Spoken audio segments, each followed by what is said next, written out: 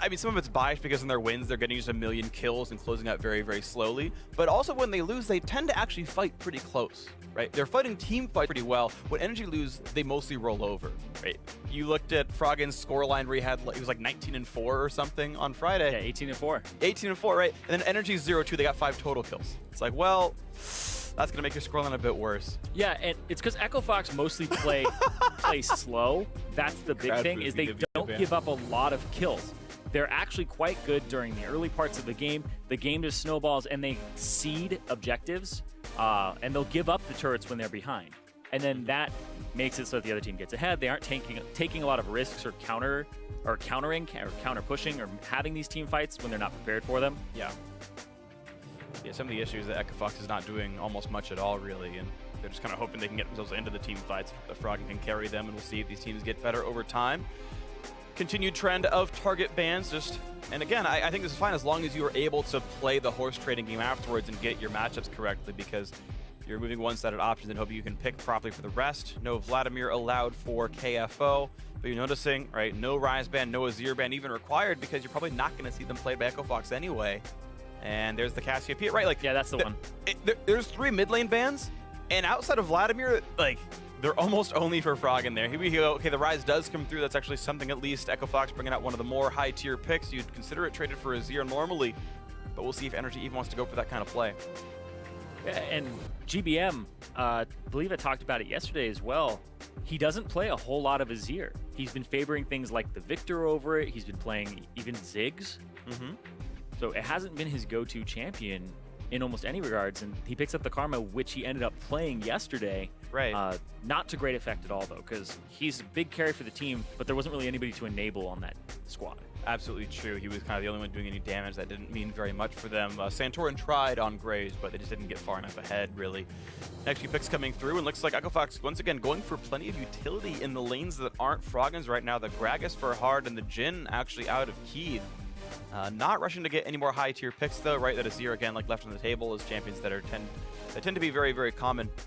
But as NRG have grabbed themselves the early Rek'Sai, I mean, at least they are playing the pick rate game right now. They're auctioning off the top tiers, so I can't really give them too many major complaints. Both these squads looking to give their top lane pick for later, which honestly makes a lot of sense. KFO and Quas each could take over the game based on the sort of current pool of popular top laners. It's true. See if anybody adopted the Shen. That's been so popular lately. Right. Aurelia still on the table. Swain still up for Quas. Jax. True. Okay, so this is time around, right? We're seeing Victor, at least it's number 4 as far as the mid lane pools goes, but I think it's a lot better, though. You're putting GBM on a damage-dealing mage, a strong laner as well to boot. Karma support, I think, one of the very, very best right now. At some point, I expect to see her nerfed, to be honest. I think she gets even better in 613, by the way, so we'll probably see her go even up in priority. And so far, I think NRG actually have a reasonable draft for themselves. And I want to see what Echo Fox actually pull the comp together with, because unless they have someone to set up for the Jhin, I mean, yeah, he can ult for slows, maybe that's enough, but it's still a bit of a reach. Yeah. I think you go either Braum or Nami here for your support, and then for your mid laner, looks like it's Twisted Fate. Okay. Okay. Don't even have to guess. Rise into the top lane. That's going to be the matchup there. Looking for the blind pick, Rise top lane. I like this. TF in the mid lane. Plenty of playmaking tools. Froggen, actually quite a good Twisted Fate player as well. I think this is a nice lineup for Echo Fox. Yeah, it actually, what I was saying, like, oh, and their mid laner, because I actually did assume that the Rise was going top. They showed the Victor, and you're just going to pick something that can wave clear against it early on. Rise kind of gets shoved in.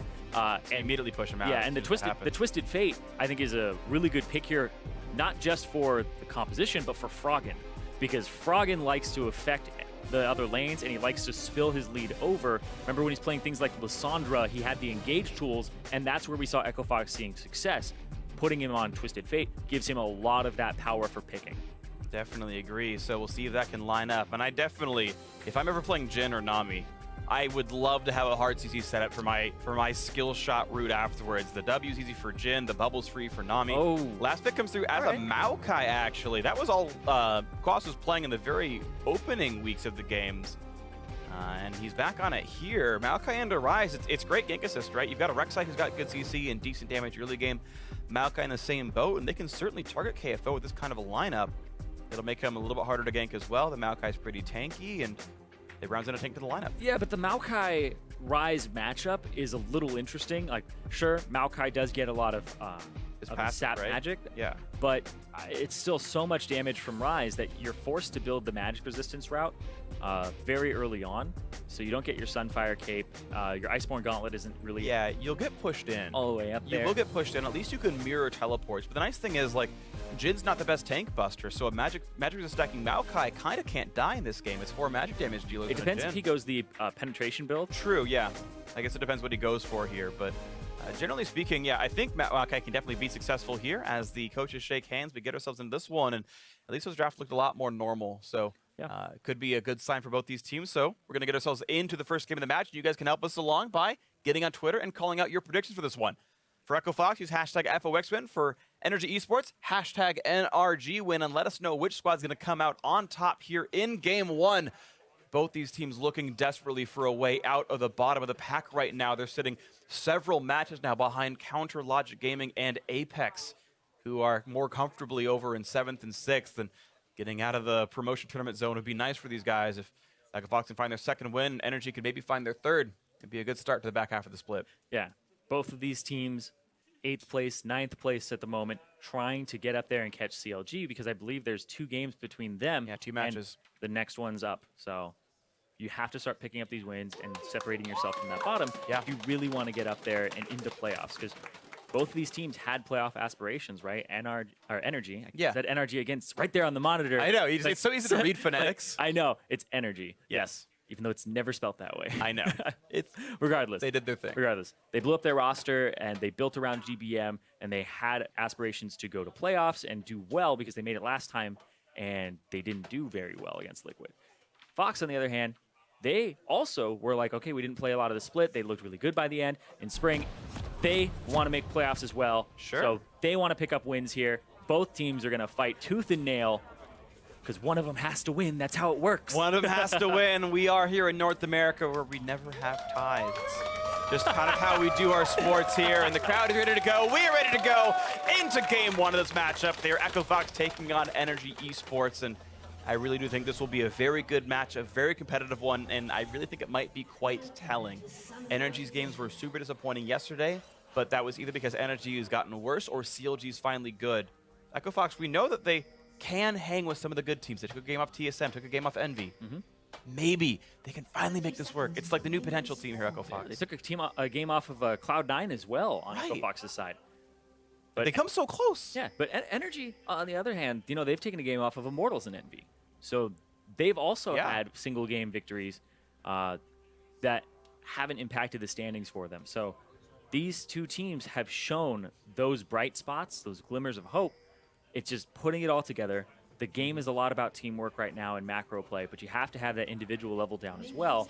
And so both teams are kind of struggling with that aspect where they have skill, they just need to be able to perform consistently and then get the teamwork down. Because I saw these guys losing tier 2 turrets in a lane swap yesterday for almost no reason. Absolutely agree. And well, as we get into this one, and this is the first rematch I'm actually now casting in the summer split here. And the first time around, NRG took down Echo Fox, and it was a 2-0. Now, tiebreakers in North American LCS actually go primarily to head-to-head. Not actually, game score is actually secondary to your head-to-head match if it's a two-way tie. So NRG right now owns the tiebreaker.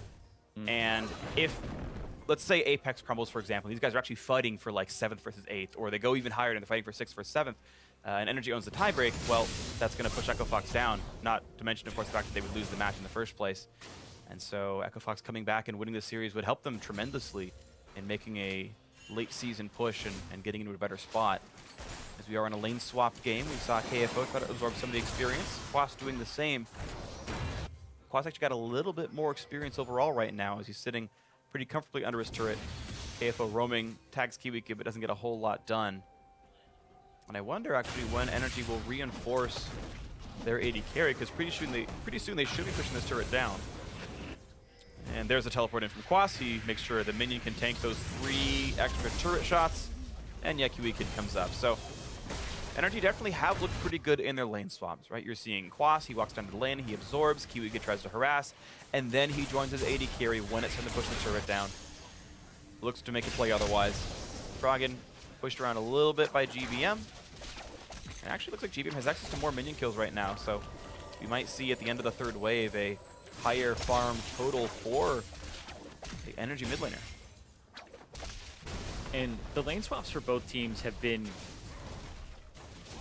back and forth in the way that they've played them. And I've been seeing something consistently, though, from Fox, is once again, Big does not invade the jungle level 1. The blue buff gets taken away on the strong side of the map for them, and so they get triple buffed at the start. This actually happens so much to Echo Fox that it's rather surprising, because they're doing the Krugs level 1. They're not getting the lane swap wards down, so they're doing the Krugs just in case, and then Big doesn't run over and try to interrupt the blue, because you'll do the blue buff second, right? They have time to get there and interrupt it, and that's exactly what Kiwi Kid did on the Karma. Pushed Ryze out of lane, went there, hard had to stop doing the blue buff. Yep, Santorin gets a fresh one. Also, what's interesting is the way NRG played the lane swap. I can tell they've really focused on this, and I'm going to assume it's Hermit doing a lot of the legwork for them. They knocked the turret down a wave early, actually, as Hard takes some of his own jungle back, but it meant that Quas got one more wave, basically. It meant that he got a wave that normally OQ/Keith would have taken, as they killed it like right about 3 minutes, left the whole wave untouched. And this meant that now Quas is ahead. If he ever matches up against KFO, he should be a wave of minions ahead of gold and experience over that Ryze. And if it's a matchup that NRG want to tilt, right, target a squishy Ryze in a long lane, they've already set Quas up for that with the small lead he's got right now. A decent part of that as well is the fact that... Oh, no. Oh, ooh, wow. Timely flash. The root wasn't lined up in time. The rune prison actually did not last long enough to let the rest of that CC come through. This is actually a big sacrifice, though. First off, to jump off of your point, yeah, Quas, he used his TP to get there, and that's one of the reasons that he has this type of lead. But also, it's just going to get bigger now, because he's this wave pushing towards him, and this just happened where you have 3 members on the bottom side. For the top laner, the AD carry and support of Fox are all on that bottom side against Quas, or sorry, against OQ. Quas is still top alone, farming. The wave is frozen, pushing towards him. You can't go farm that wave if you're KFO. So now Quas is going to keep mounting this lead, and that's a big problem because that turret is already down bottom. I don't know why you have your AD carry and support down there. They tried to go for a cheese. Yeah, they went for a cheesy play, and I can't hate on that, right? Like they were 0.09 seconds away, or some. There's actually a real number, I'm sure. I don't know what it is, from that being a first blood, and like immediately it's worth it, right? Immediately that risk is worth it because, well, here's 600 gold into the team. We're way more ahead than that 3 minion waves was worth. Bam, we get to win the game here off this one, and you know, I will always respect plays like that. I love when teams find those innovations when they start realizing, oh, everyone's being really what's the word, complacent. Everyone knows how lane swaps work, so I'm going to do the same thing, and you start cutting corners. Right, as the metagame pushes forward and people do the same things, you start finding corners to cut. And then you start trying to find ways to abuse those cut corners and make them bleed for that one. Unfortunately, Echo Fox didn't quite get it. Yeah, the other thing is Kiwi Kid's like not here as well, right? So that wasn't a move that they could have punished. They couldn't have their support show up, help the AD carry, and now Keith gets to thin out the wave, and they get to play 2-on-2 if he does show up. So Fox looked like they just went for the lane swap and then swapped it back to have standard lanes after they tried for that play. Okay, well, we're going to see if they can make that happen. By the way, I want to mention what happened in the pause. I believe there's supposed to be no flash photography in the battle theater, and someone was doing it. So we paused to say, hey, please cut that out. Don't distract the players. Thanks very much. And we're back into this one. So not a technical issue, but audience issue. Shame. No, we're okay. So, small gold lead for NRG because the gank play by Echo Fox did not pay off. KFO is actually pushed out of lane entirely. He's still not farming. He's level 3 to Fox is level 5. And that is where the lead is right now. 4x the minion farm for NRG's top laner. They kind of shafted him because bottom, they put their AD carry down there. They put Keith down there. So Keith gets a little bit of a farm advantage because there's a gigantic minion wave that's pushing towards him. But KFO gets nothing. I mean, I imagine if that play had worked, all of Echo Fox would have just shoved that wave into the tier 2 turret, reset the waves, and come back into it. But yeah, it could have been big because Kiwi Kid's on the opposite side of the map too. Yeah, it could have been massive. Unfortunately, Big himself couldn't land the bubble in time, and Keith couldn't land the root, and you know that's really unfortunate stuff for them. But yeah, the reaction was a little bit slow. They're getting some of the gold back right now, and we'll see as it pays forward because you also see that Keith is ahead on OQ right now, and Some of that's OQ getting one less wave. Keep in mind that's 7 minions that Quas got that OQ didn't. Then OQ got ganked, was forced to like recall again, and he's in a really weird spot. Delays his cull as well. Yeah. Oh, and here's the first attempt of the play. There's the gold card into the root, into the damage up, and Kiwi gets spent so long roaming. He doesn't even have a health bar left. 300 HP, another ghost into the gold card, into the first blood. Nice play right there. And a great pickup now for Echo Fox. The second game I've seen now Kiwi Kid delay his own level substantially. Yeah, he delayed it, and he was able to go top lane, come back down bottom, and he got nothing. That's what happens when you deviate. The lane swap is the way it is for a reason in play at the highest levels, and you watch it because it works and because you don't end up sacrificing things like this and having that happen. So he doesn't have his root. There's no way for him to stop Froggen getting closer to him. Gold card goes off again. He's got Q and E. Yep. And that's it. So he can't W him right here. Can't get the root off and create more distance. Right, a Mantra W would save his life, for sure. He'd heal for like 300 HP. Now KFO, though, in the long lane. The matchup energy wanted in the first place, and now you're seeing that pay off. So both these teams actually able to utilize what they drafted in Champ Select. Okay, they don't necessarily play all the meta stuff. We're not seeing an Azir this game.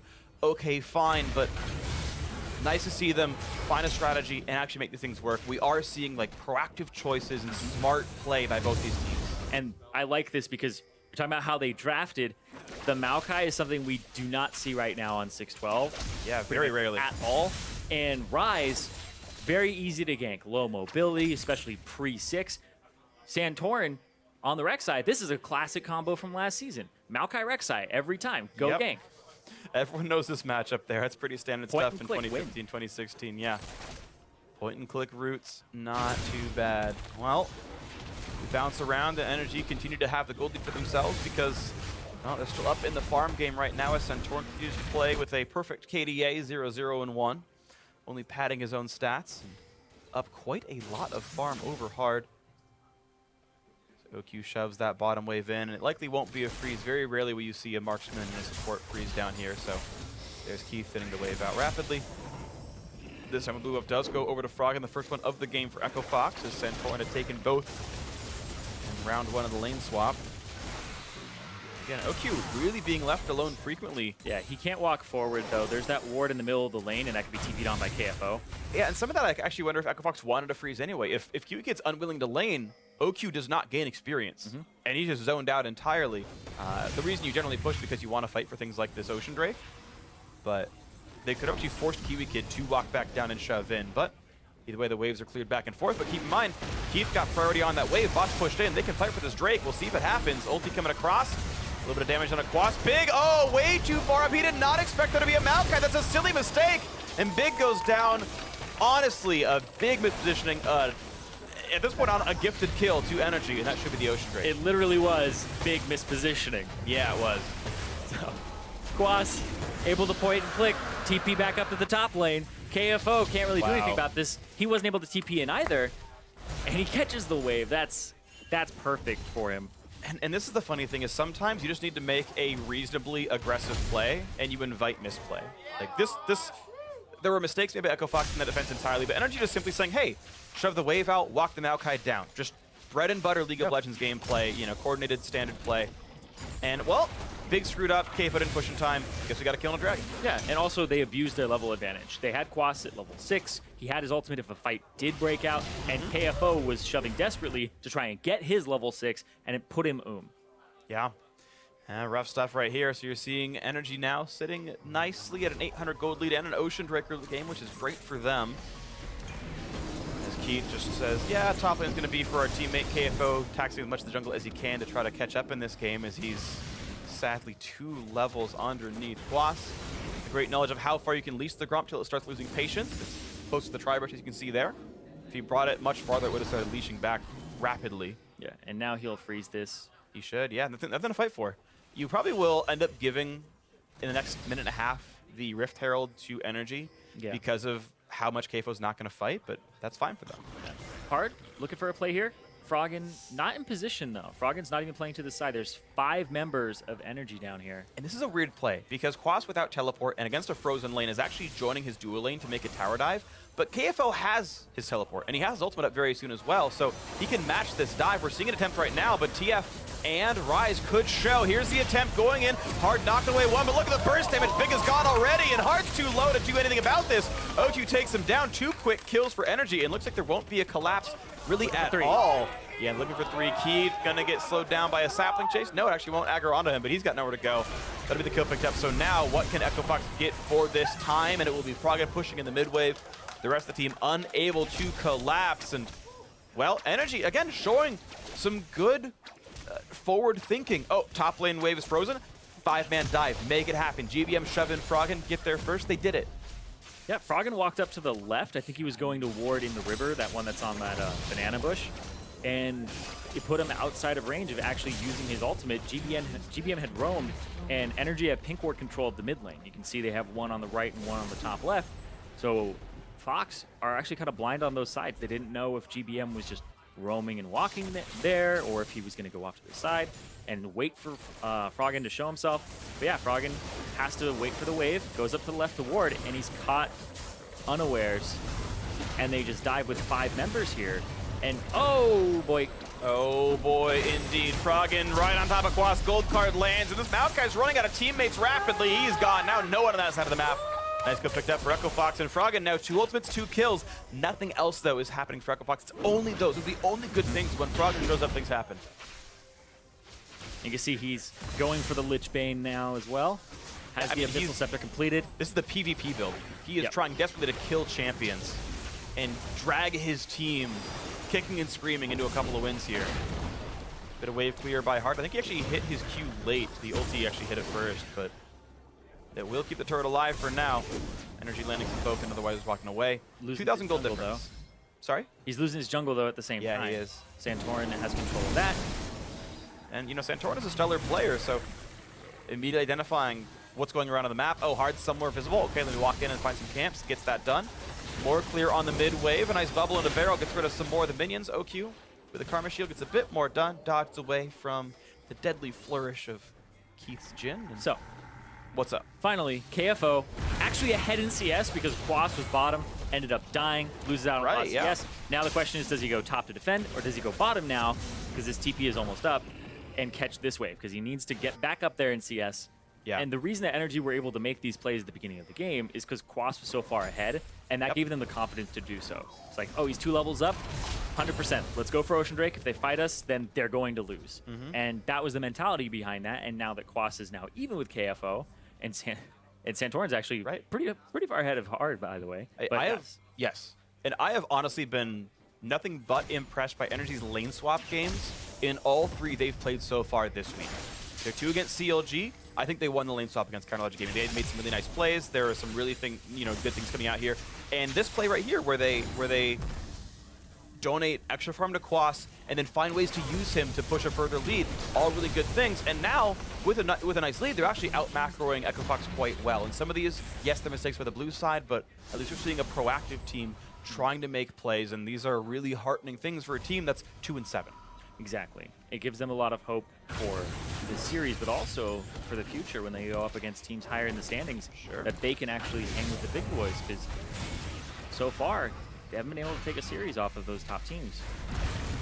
We'll see if they can finally move up there. I'm looking at their next week's games. I'm curious then if Energy keeps playing this well. They get Apex and Cloud9, which honestly at this point seemed like slightly more beatable teams for them. And, well, it was a story for Echo Fox last split, the late split surge, but maybe this is the story for Energy if they keep playing this well. 3,000 gold to lead for them, and KFO has support coming in, quite literally, as there's a Nami right behind him, and 4 in the top lane for Echo Fox as they try to get themselves back into this one.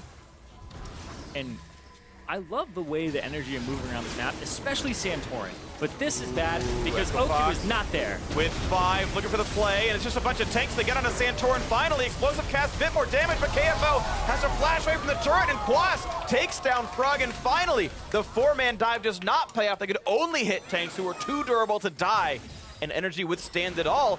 And it's a 4 magic damage team. You've got a Spirit Visage and double Mercury Treads. They're going to keep going. Behold. Quas has Flash Root. They're bringing Santorin to the bot side, but it's still Kiwi Kid with a speed up, and they're going to keep chasing them so that they can get the inside track on mid. Okay, yeah, inside track on mid is the play, plus Santorin looking to solo the Cloud Drake, and Cloud Drake actually one of the hardest ones to solo. No, he's actually going to get over the wall, just kidding. He's going to join the mid lane after all.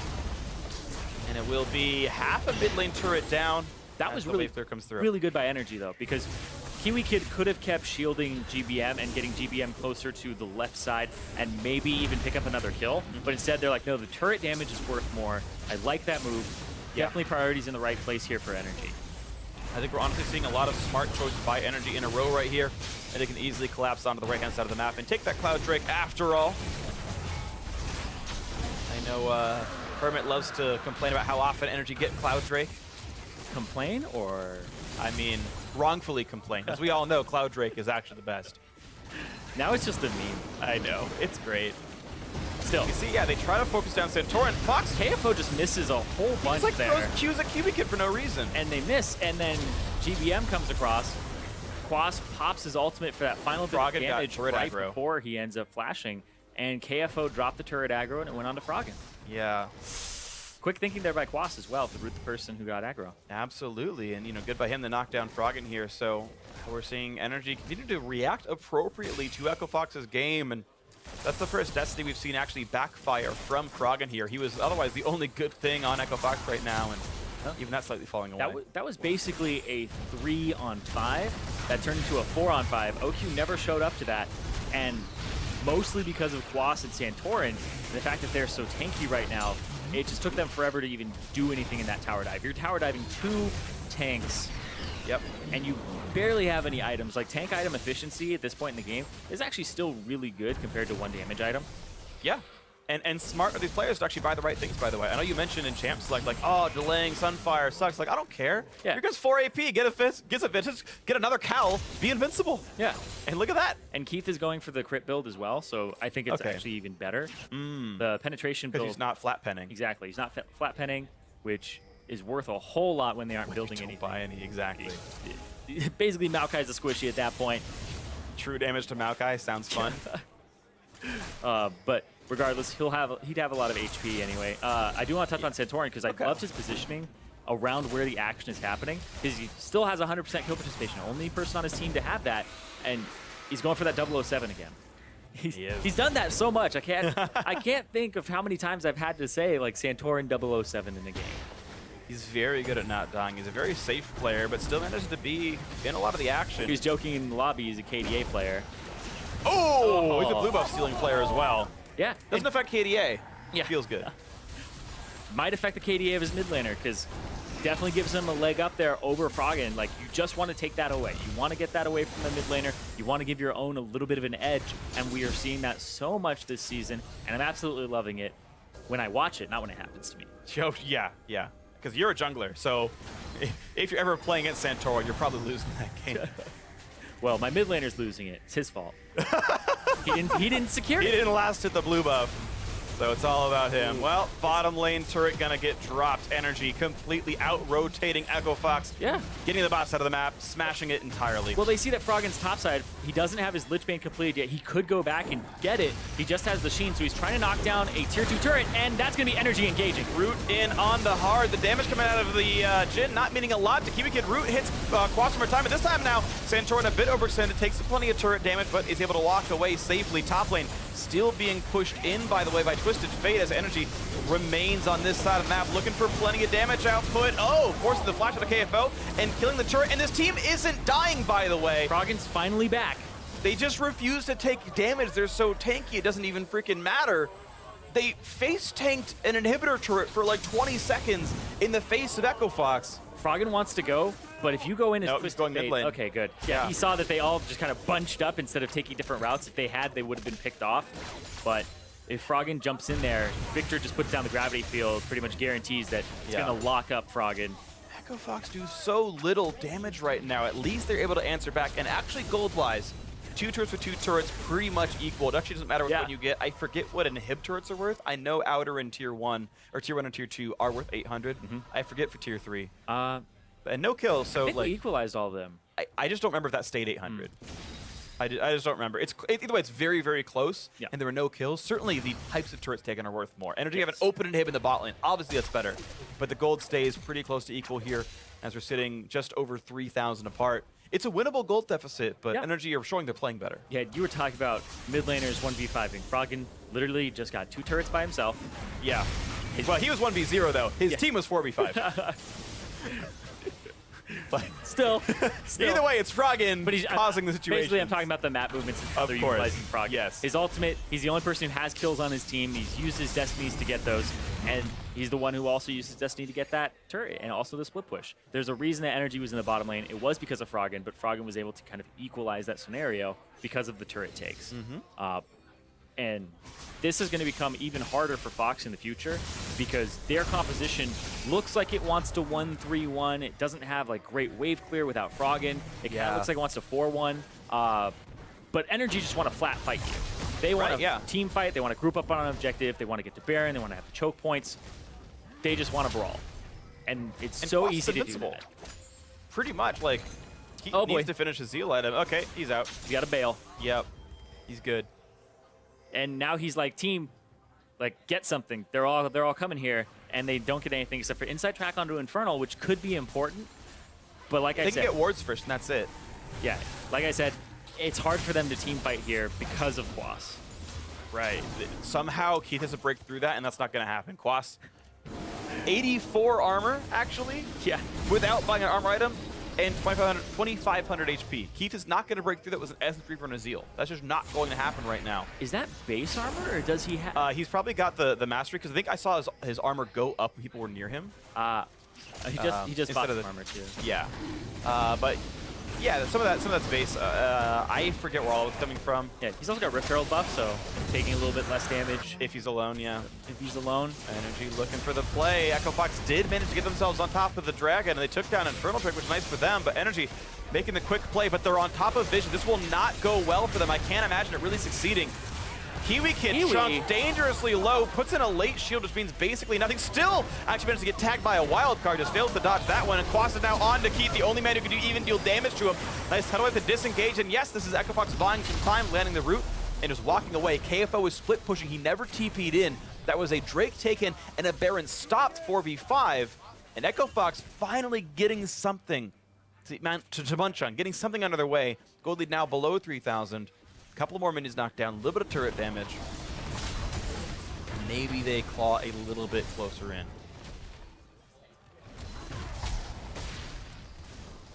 This Kiwi also is going to pick himself up an Aegis, go towards Locket.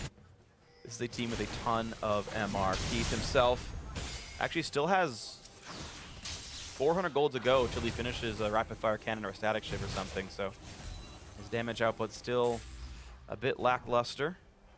Quas probably goes towards, I would actually guess Sunfire or Guardian Angel as his choices. Deadbands wouldn't be too bad either. He doesn't really need to specialize in tanking. Like, I don't think he needs Randuins to do his job, so something more utility focused to let him do his other jobs better. I think he goes Iceborne Gauntlet. Wow. I think so. That would be aggressive. I think it's a great item for catching this composition and having those team fights. You can peel for your Victor. You can keep Keith in one spot, Twisted Fate in one spot. Like, nobody has a move block on this team that's a carry on Fox. Yeah. Like, that's what I would think, but Quas could just be like Thornmail and done. But there you go. Well, it's that or Frozen Heart. It might be. I wouldn't buy Frozen Heart. I wouldn't buy Frozen Heart against this team. So. Yeah. I think you made the complete right call, Zyrene. You crushed me in item game right there, because that was a great idea. I played a lot of Maokai. You do play a lot of Maokai, actually. You're right about that one. Kiwi Kid getting chunked out. He's going to live, though, this one. Quas gets a TP in and out big. Once again, knocked up, just destroyed by Santorin and GBM. The two of them taken down, and Big turns into Sushi. He never even tried to flash or ult away. And now, once again, the attempt at Baron Hard is around. Jeez, a pick off by Froggen. His third kill of the game. The supports just pray for everybody. Yeah. Baron actually knocks up 2 of energy, and now he's squishing the backline, taking a lot of punishment. OQ has to jump away. The root's gonna not actually put GBM into the ground. Yeah, their damage dealers are too low. Energy's damage dealers are below half HP, so both OQ and GBM, it's too risky to continue that Baron. It's the right move to pull off of it. Yeah. And they lost their own support, so these supports, it's a brutal game for these guys. Oh, sure. I was given the confirmation by production. Thank you guys backstage. He is running Legendary Guardian, which is the armor and MR people near you mastery. I'm also interested if he's running armor per level, because normally you run HP per level. You should normally run health per level, and I think he should as well. But it's just a. I think he would have more armor at this point if it were. I'm not sure though. Looking around. Yeah, so he shield flashed, and then Froggen is like, nah, I'm just going to ghost in and get this one. Because he watched that initial pick. And Froggen really just kites it away quite nicely, right? Forces a TP out, but Big just chases in, not... Like, the thing is, Froggen used Destiny, right? Everyone should have known where NRG was, and Big still managed to walk into 4 people. Well, 3, I guess, but... And then yeah, just the flash. I just feel bad. It's the return gank. That's not Kiwi Kid's fault, really. Big, I think, honestly, has made some very substantial mistakes this game. But... Yeah, that one's not on Kiwi Kid quite so much. That's just Froggen being vindictive. Yeah. A lot of the Echo Fox problems have been stemming from the jungle and support and the way that they're controlling the map. Yeah. Because they give up a lot of kills and it doesn't allow Froggen to operate. And here we go. See what they can do in this fight. 5,000 health on Baron. Hard is around, and he has the ulti to knock away people if he wants to. There's the root, not quite going to get KFO all the way. He flashed away from the Karma. Once again, onto the Baron, still at half HP, 5,500 on that one. And it's still NRG taking a lot of punishment. Froggen is actually just chilling in the mid lane, wave clearing. He's actually playing this time properly. His NRG aren't doing damage anymore. KFO and the rest of Echo Fox are playing these Baron baits exceptionally well. Massive props to them for very good play by these guys. And NRG are having, just like in the CLG set, massive problems after 20 minutes. So Froggen, he ran through the turret and he was like 1/10 HP in the mid lane. So he wasn't even a big threat to jump in. But after 20 minutes, you're right. It just, NRG, some of their problems are a little bit coming back up in this game. Despite having a lead, that lead hasn't been expanding. It's actually been closing. They're up a turret. They're up 4 kills, and it's a 1,400 gold lead. And some of that is disingenuous because Twist of Fate generates free gold by being a champion. So, like, gold as an indicator of success is a little bit weird. But Froggen getting caught out. What a great engage. Quas finds him with a flash root. A wonderful pickup, and now it's a 5v4. Once again, Jhin ulti coming across. Keep looking for that curtain call, looking to stop this Baron attempt. KFO and Hard waiting around. Big is here with his ultimate not quite up. No tidal wave here. That curtain call didn't do all that much damage. The tanks are still durable. Baron is slow. Damage on the Kiwi Kid. Yeah, they're trying to slowly break it down as OQ does a bit more, but plenty of armor on him. Running away from the traps, once again back onto Baron, gets some more AoE down. These guys are losing a lot of their armor and magic resist, and now it's up to Hard to try to find the steal. Santorin has been a great smiter, all split long. He disengages, and Hard's in the wrong spot now. They've got to try to make this play. Explosive Cast could disengage them. Can he get him out of this one? He's just taking a whole ton of damage. Can he get him over the wall? Hard pops the ulti! Oh, it's picked up there by Santorin. Hard ults late, goes down too quickly, never even got to cast his smite. Doesn't smite! I think he could have secured that one, honestly. It's 92. In earlier explosive cast, I think actually would have gotten that for him. Either way, though, yes, Santorin secures it. 2 more kills for NRG, so make that 3 in a row now, plus the Baron. Huge play now in the works for NRG. It went down to 92 right there. That was so devastating for Hard. He could have made that a hero play. He could have gotten his team the Baron, and when this composition has Baron, it's hard to deal with. You have to split up if you're NRG at that point and be like, all right, how do we engage on these guys? We have to have our Maokai and Karma maybe get onto the Konami. It's a little bit more difficult, but now NRG have control. NRG get to group as 5 and push down 1 lane, and they don't have to worry too much about the split push of Froggen. No, they don't. It's going to be, I think, a much easier now late game for NRG. As we watch this again, they run out at about 3,000 HP. Quas doesn't get the shield, so he's not able to chase over. Goes down to 2,000, and that's when Hard jumps in. Yeah, he's got about Barrel Prime, 1,600, 1,300. Like right here, you ult Santorin, you get the Baron down to about 1,000, and you try to get the rest of the burst across, yeah, right? Keith is also just off on the other side. 800, 92, and then there was a 9 as well. And Hard was sitting there animating. So actually, I take it back. Hard actually cast the ulti at about the right time. Yeah. Because if Santorin hadn't have smited, it would have knocked him out of smite range when Baron itself was in smite range. The 2 different versions of the word range in that sentence. But yeah, the smite came in early. Extra damage came across as the rest of NRG was around.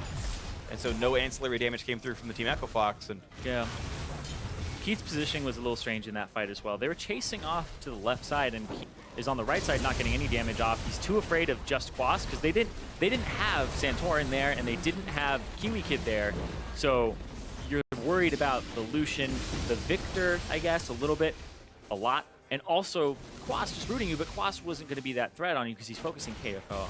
I feel like Keith could have done more in that fight, or even just walk up behind them and go after the 2 people in the Baron pit. Right, yeah. Just fight Santorin, you know, help your teammate out, try to get the last hit across. Just imagine like primes the 4th crit, flashes in, like smite this dog, and they smack it together. Like that would have been some nice stuff. But a great flash in for Kiwi, nearly takes down Froggen. That was a nice play by him, but now the chase is still on because Quas is here, and Froggen says, sorry buddy, I can't help you with this one. KFO left alone, and he's KO'd. Santorin getting the kill, 2-0-9 for himself. Froggen just only getting back into the mid lane, and Echo Fox are just bleeding kills now, golden objectives as well. 7 turrets, 4 energy up by pretty much every metric that matters. Yep. Every objective, the Baron, the turrets. What's funny is except for top lane, Echo Fox are up in farm on all 5 members. Just slightly. They have slightly more That's true. individual minion and monster kills. And it's just barely too. It's like yeah, basically chump change those 6 in the top lane. Right. So which means they both been able to sort of like access waves equally. Yeah. But clearly Energy doing much more with them, even with fewer tools, and that they don't have the tools to fate themselves. Yeah, and when Energy group up, you know, they're sacrificing the farm in the side lane. They're being pushed in, so they lose a little bit here and there, and it adds up. Yeah, and Echo Fox are clearing the waves away, but oh, they lost a turret. Energy doing pretty wonderfully right now. Next Drake is gonna be the Elder Dragon. Yep. And even Infernal Drake's not gonna save you, Echo Fox. Energy have the power of the clouds. Obviously, 2 Cloud Drakes. Causation. Causation, everybody, clearly. Team with 2 Cloud Drakes is winning, and Infernal Drake is losing. Like, obviously, to be fair, that's how stats work. The Fox has the only in-combat Drake. Yeah, that's true. So when Energy actually engage, their Drakes mean nothing. But right before that, you know, the positioning. I hear home guard and TP Maokai's like movement speed. Thoughts? Yes, like yes, they do. They like it a lot. It's just all about getting in. Yeah. And once they get in, they're smashing because they're up in gold anyway. Yeah, and I want to call out 2 players in this game because Froggen has all of the kills, right? And he's trying to pull his team, like you said, kicking and screaming. But Santorin has set his team up. He has 100% kill participation still. Action's been happening across the map, those picks on bottom, everything. He's always a part of these kills, and he's in the right place at the right time. Yeah. And it's not just luck. He's such a good player now. He's really good at figuring out where to be on the map. And he's that assisting jungler. He's not so much that carry jungler, he's that assisting, get your team ahead jungler. And Energy have struggled with closing games out once he's set them up. And now we're seeing this game, they're kind of going through it a little bit more methodically. Baron, control Dragon, even if it's Cloud, just keep going back to it. And then push, get these inhibitors. And so far, it's been really good for Energy. It really has been. So props to the new look team, switching up 4/5 of the roster before the split started. It's not been an easy road for them, certainly 2-7 in matches, but looking to take game 1 in their second match of the split against Echo Fox. Looking for the top lane push right now. Quas shrugging off all the damage, takes his shield, and that's going to be an inhibitor turret going down. Bottom inhibitor itself is already dead. Froggen is still split pushing on the side of the map. They know that Echo Fox cannot fight for this at all, so inhibitor given up without much contest. Well, it's also Froggen split pushing against the super minions, so it's going to take only if there's someone there, right? They've got to get Baron buff in the first place. Oh, the supers of the inhib. Sorry, I misheard you. It's the super minion, so yeah, not the Baron. Getting up here was very difficult for him. He's going to be able to get this, unless Santorin. Yeah, ulti's over. He checks it out. Froggen says there is a Rek'Sai near me, but he can finish it off. Oh no! At least pick one, Froggen! He gets it down. Now the red card, but he's got Ghost. Pray? Oh, saw it properly. Santorin takes the kill down. Honestly, misplays by Froggen, but hey, a good kill. It is a trade of inhibitors at least. That's something, right? We're seeing actual good plays come out, and look at this. Actually, nice play by OQ. Just pops the Mercurial Scimitar for movement speed, catches up with Keith, makes him flash away, and nice, actually, proactive play by OQ there. Yeah, especially since there's about to be Baron and Elder Drake, so if you can get those summoner spells out, if you can get the kill onto Froggen, then you really help your team out in securing these objectives. Definitely agree, and yeah, not having a mid laner or an AD carry is going to make it easier to make things happen. Look at this damage output on the mid lane turret already. He gets dropped down already. And Energy now to make a little bit more happen as they will triple inhib Echo Fox right here, 36 minutes in. A clean walk out of the base. And that was Santorin getting the pick on a Froggen, making the play happen, landing that max range Prey Seeker. I have to keep my 100% kill participation. Nobody else do this. Yeah, right? I got to do it myself. It's my kill. To be fair, if you got to wait, still would have been 100%. Yeah, it's true. That's what KP... Quasa TP to do it. I know, right? Scumbag Quas could have ruined the record. So far, a perfect scoreline for Santorin. Continuing to be probably the best player on Energy at this point. I think it's he's definitely the most consistent. He's the most consistent. I think at this point, though, I would just call him the best player on the team because he's just done this well for this long. And we'll see if that can continue. It's hard, too, to actually have these types of stats when you're on a team that's losing. Right. Jungler is pretty team dependent. AD carry offense as well, but yeah. You lose a whole bunch of your map. You lose a whole bunch of what your lane is as a jungler when your laners start getting behind. So he's been doing a good job of setting them up and being able to stay in his jungle and stopping other people from living in there. But right now, trying to take a big jungle objective. See what they can grab as they looked at Baron, but then turn right back around because they look for the fight. That's what they're doing, is they're using Baron as this baiting tool. We saw it even when the Baron was like 2,000 HP, 3,000 HP. Karma Shield, run off to the side. They have to stop KFO, though, because he might end the game. He's trying to push on the bot side of the map. It's bottom inhibitor is now actually inhibitor advantage for Echo Fox as their own bot lane respawn. So yeah, there's now they're pinging onto it from Echo Fox's side to clear it out. To make the base, I mean, they can make a base race play, right? You've got a Lichbane Twist of Fate with a Void Staff and a Death Cap, which both help you take turrets down. I could legit see Echo Fox's game plan being win the base race. And I want to actually use that as another lens I cast the game through. They're going to go for Baron right now. KFO is still here. So if KFO keeps Santorin there, they just have to worry about the super minions and they have to worry about the other members of Fox. They will lose a Nexus turret rapidly if no one shows up. There's 4 super minions on the Nexus right now. They're going to lose their base literally right now. Echo Fox pulls someone back on the map. Even the minions are out-rotating Echo Fox. This is honestly shameful. The turrets are all dying. Nothing happened to the bot side of the map. The ulti from Hard is used to try to keep them off the damage output. Oh boy. These are a little bit rough to clear out as well. Well, physical damage not as effective against super minions because they have negative magic resistance. Yeah. So you really want to have a lot of armor. Magic damage dealers like Froggen or KFO. But they're staying. Like, look where Froggen is. He's sitting in that brush the entire time, hoping they can make the base race play. NRG smartly only taking Baron with 3. They're leaving GBM inside the base. This is so smart by NRG. They know the only win condition for Echo Fox is the base race. And they'll take the slow Baron to make sure that they don't outright lose the game on an out-rotation. That was a Baron without a smite as well. Like, Santorin is in the bottom lane. They're all defending super minions. That was a big risk.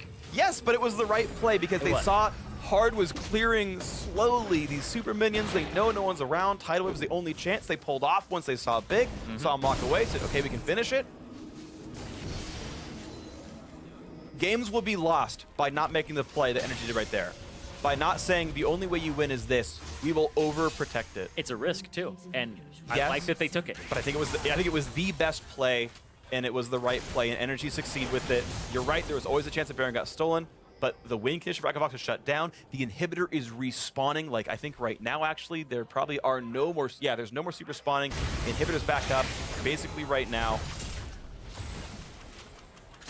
And NRG are back onto a good map situation. 7,000 gold up. Oh yeah, and no supers left. Even if they get in a scenario where they get desperate, that Nexus turret is about 800 HP. It's the only one left. You would have somebody be able to backdoor.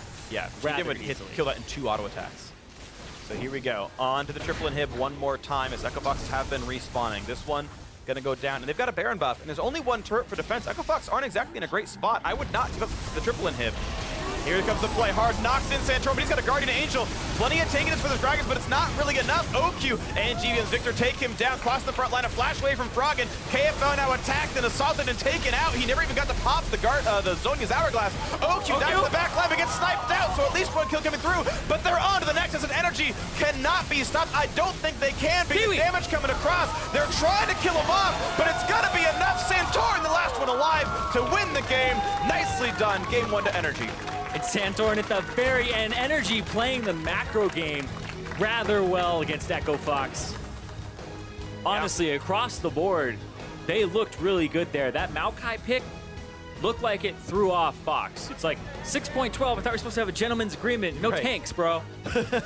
that's not the rules that NRG were playing by. Spring split style coming out well. And yeah, honestly, a pretty heartening game for NRG. We saw several very smart plays. Like, I fanboyed over Victor AFK in base, but again, that was a very intelligent call to realize that was a play. I tilted from the Twisted Fate out of vision of the Victor for like 4 minutes. Yeah. Froggen didn't do anything there. He didn't show himself because he thought that would cause pressure, but GBM is doing the same thing. Like, hey, I'll be able to answer it if it does happen. Well, either way, a good win by NRG. They've got to do it one more time in the best of 3, but there's a good chance they can. So for a breakdown of that Game 1 win, let's send it over to the analyst desk. Talking. All right. Well, thank you very much, gentlemen. We were already hot into our discussion here because NRG picking up the victory over Fox. We have strong opinions here about how this game went and the adjustments that these teams need to make. So let's get into it immediately. I know we have some criticisms to throw towards both teams, to be honest. Probably a little bit more towards Fox in this instance. Let's start it off with a little compliment sandwich. We'll start off with the good stuff, then the bad stuff, then the good stuff. Okay, again. start me off with something good. Start me off with something good. I like that they picked TF in the mid lane. I really like that Froggen was on the mid lane. We talked about it yesterday or last week that we wanted to see Froggen the playmaker. You play TF, gets first blood for the team, tries to get the team rolling. That's it. That's it for the compliment, though. I'll lump one more on there. I don't hate the Rise pick top. We saw Huni doing it. That's true. I think it's fine to try and punish teams. Yeah, the Gragas is a little questionable, but I like teams trying to punish if they don't think the other team plays Rise. You can get that and another good mid laner, like you said, the TF. And I like the idea of pairing those two together because you can snowball the Rise. I don't think that's the worst idea. Right.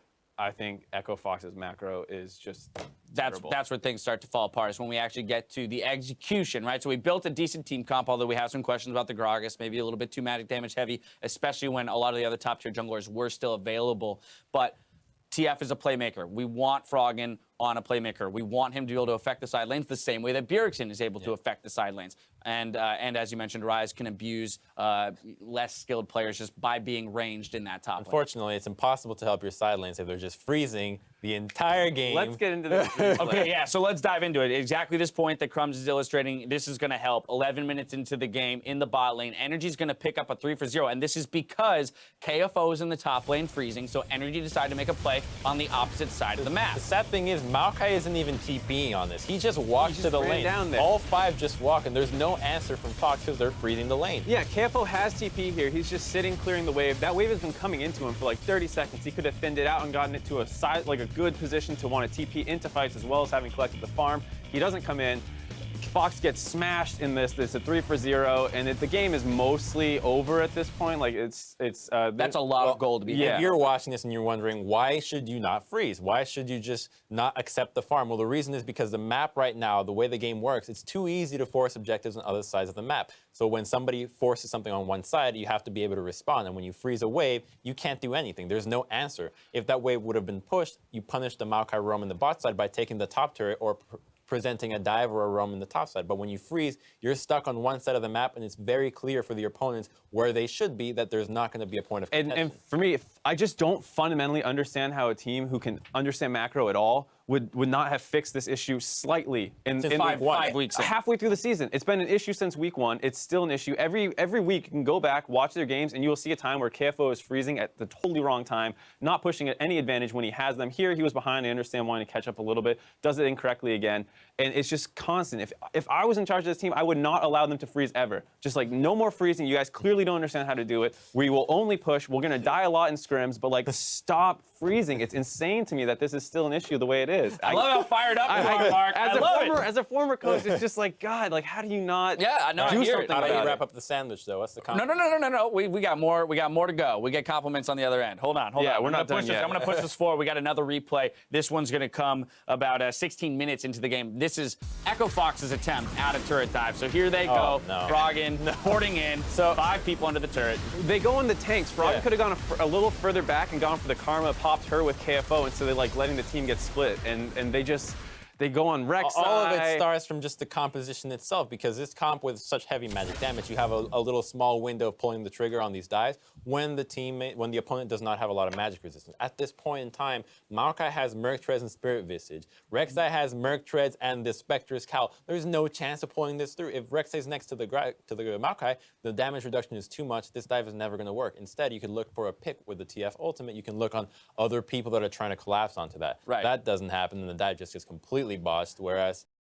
NRG pulls it off properly in the bottom side and punishes a mistake. Right. This was a 5v3 dive, which was the same numbers advantage that NRG had. However, we're now 5 minutes later into the game, so we've had more time to build our defensive stats. We're also targeting the tanks as opposed to the squishies. It does not work out for Echo Fox. I will commend the effort of trying something at least. It's a conceptually good play. Yes. Right, but just didn't work out for him in this instance. Now to move to our final replay, 29 minutes into the game. This is NRG picking up a Baron as well as 3 kills here. This is kind of what allows them to really break open the game. So I like how this all starts because NRG just has this composition where you just want to group as 5 and force as many team fights as possible. With the Maokai that got so far ahead from all the movements on the map, it's really easy for them to commit.